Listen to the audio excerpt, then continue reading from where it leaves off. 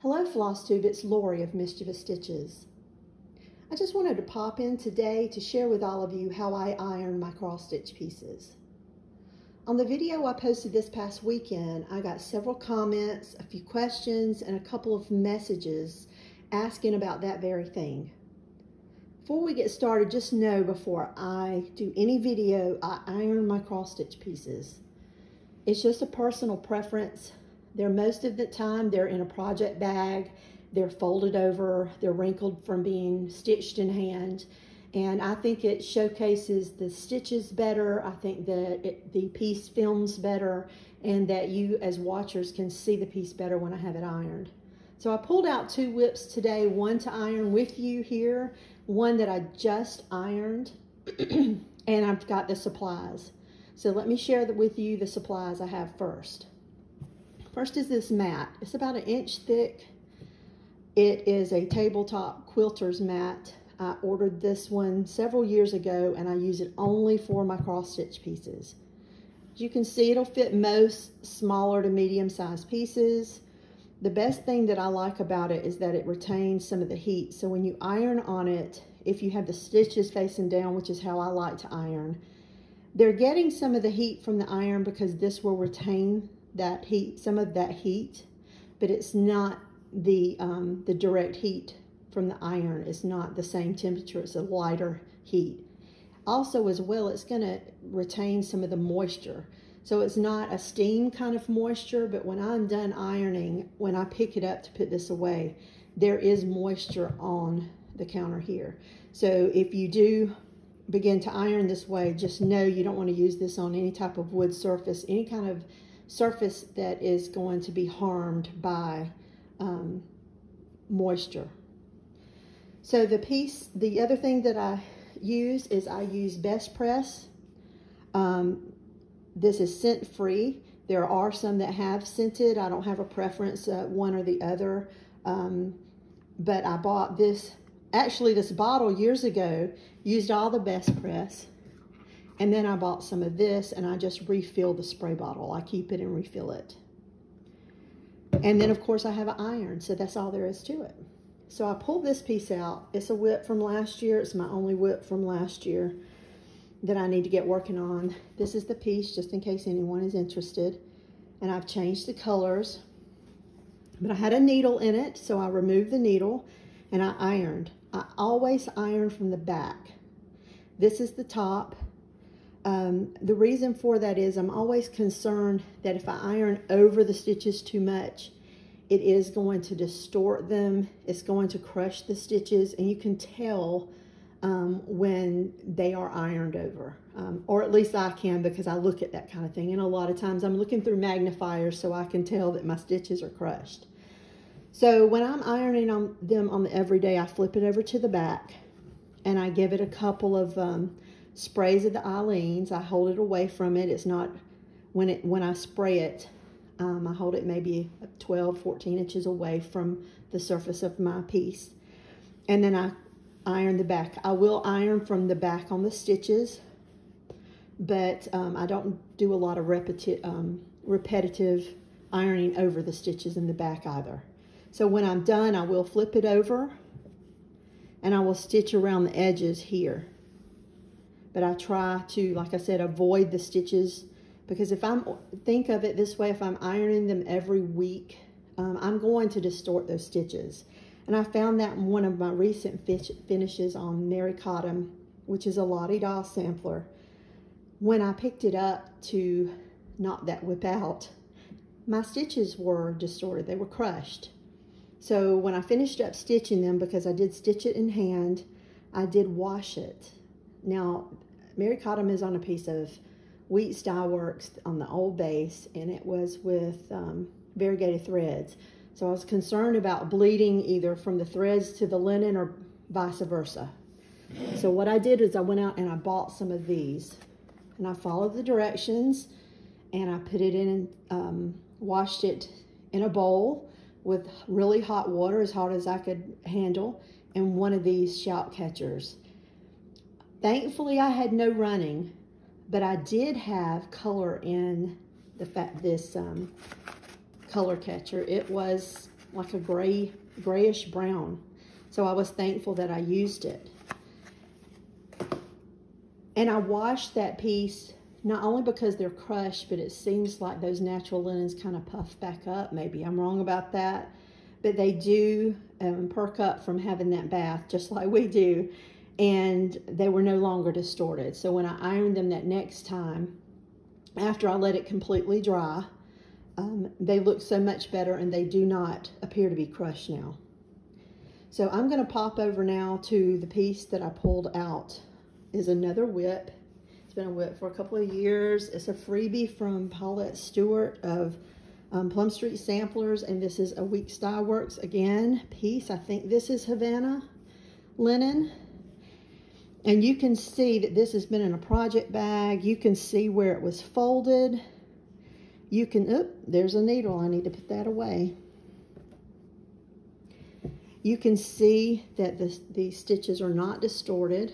Can you see that? Is it giving a close-up view? They're not crushed. But I'm going to give it a press. So let's get started. So again, I flip it over to the back.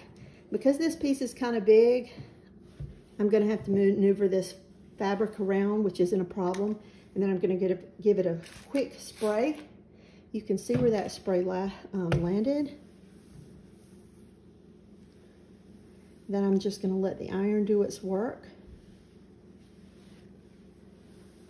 Slowly, just purposely let the iron do its work and swirl it around. Let it do what it does, which is press. And now I'm going to move over.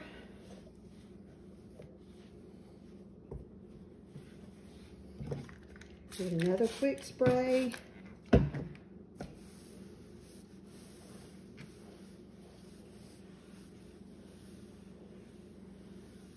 Let this iron do its thing.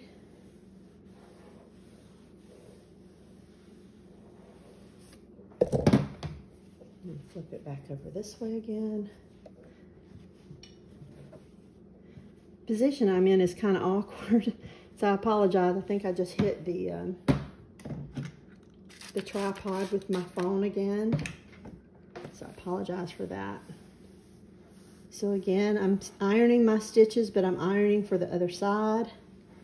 And I can already tell when I flip it over, I'm really going to have to focus on the edge there.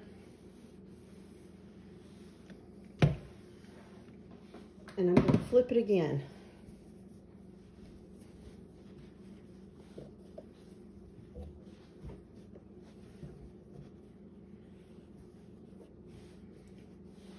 Just pulling out these pieces, I realize there's pieces I really want to stitch and get back to. And this is one of them. It's so, you know, I kind of lost my desire to stitch for a while, and then when I pick things up now, it's like I want to stitch everything. That's a good thing, though. This would look so great on my wall for Christmas. Okay, I'm going to go over that edge one more time, and now I'm going to flip it. I'm going to move some of this stuff out of the way. And this time I will go over my stitches once, but I'm not going to linger on them like I do on the fabric itself. Again, I just don't want to distort them, and if I'm going to pick this back up and I'm going to have it in hand like I stitch, for the most part, it's going to be wrinkled. So I'm going to give it another spray, and I spray the area that I am about to iron as I'm getting ready to iron it. I don't spray the whole thing and then... Can you tell the difference already? I know this edge, we'll come back to that edge. But this is what I do before every video. And when I can tell that my piece is getting overly wrinkled. Now to me down here, because I'm not stitching here currently, there's nothing wrong with lingering here and making sure everything's really smooth. But most of the time I'm stitching with hand-dyed threads, and I'm stitching on this hand-dyed linen, and I'm so cautious to keep my hands clean when I'm stitching, because I don't want to have to wash things like I did with Mary Cotton unless, you know, it's just absolutely necessary. So again, this right here is really wrinkled, so I'm going to try to spray it without getting right on the stitches. And I'm going to linger a little bit. Not on the stitches, but just on the edge. And again, a little further down, same thing. Now I will say there's one other thing I do when I'm done ironing a piece, is because it's soaking up some moisture from this. I can feel the moisture here. I wish you could feel it with me. But there's just a good warm heat, like a towel out of the right out of the dryer. There's a little bit of moisture and there's heat. And so when I'm done ironing my piece, I will take it off of this mat and I'll put it somewhere flat so that it'll dry, and that what moisture it may have soaked in will evaporate. Because if I were to put this somewhere right now, right after I ironed it on this wool mat, guess what? It's going to get a wrinkle in it, or at least a crease from whatever it's laying on. So, okay, I'm going to move the mat. And can you see this? This is from the spray bottle, but this is from the bottom of the mat. And here's my piece. What do you think? You can still see some here. And here you can see where I've pulled it in a Q-snap or something. So it looks like I need to give it one more go right there. That was the last place I ironed at, isn't it?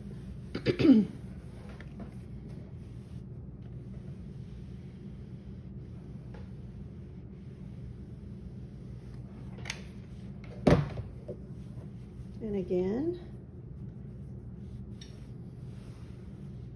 there you go. You can see the mat underneath. That's why I wanted to move it. It looks like there's creases and it's not, it's the mat. There you go. Let me know what you think. Let me know if you have any other questions. I'm not a professional. I'm just a cross stitcher with a habit. I